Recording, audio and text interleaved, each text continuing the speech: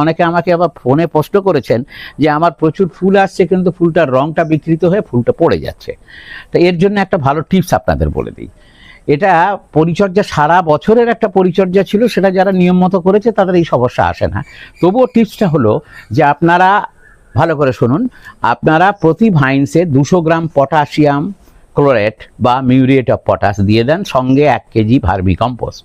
তাহলে গাছের গোড়াতে আপনাকে দিতে হবে 200 গ্রাম মিউরিয়েট অফ পটাশ এবং হচ্ছে 1 কেজি ভার্মি কম্পোস্ট।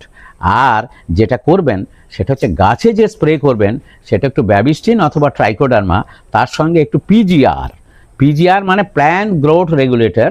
এটা যে কোনো দোকানে গেলে আপনি পাবেন, অথবা জৈব পদ্ধতিতে প্ল্যান্ট গ্রোথ রেগুলেটর পাওয়া যায়। সেই প্ল্যান্ট গ্রোথ রেগুলেটর যদি স্প্রে করে দেন তাহলে এই ধরনের ফুলগুলো এইভাবে নষ্ট হয়ে যাবে না, এই ফুল ফলটা ধরে থাকবে।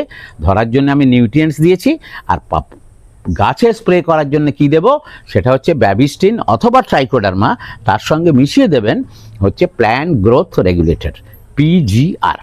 সপ্তাহে একবার মোট 2বার দেবেন, সপ্তাহে একবার মোট 2বার এই ফোলিয়ার স্প্রে বা পাতা স্প্রে হবে ট্রাইকোডার্মা বা ব্যাবিস্টিন, তার সঙ্গে যেটা মেশাবেন সেটা হচ্ছে পিজিআর। এটা হলো গ্রোথ প্রমোটর, এটা ফুল ফলকে ধরে রাখতে সাহায্য করে। আর এই সঙ্গে সাধারণত এই গাছে নেই, হয়তো পিঁপড়ে আসে, আপনি একটু হলুদ গুঁড়ো মিশিয়ে দেবেন। 10 লিটার জলে 50 গ্রাম হলুদ গুঁড়ো।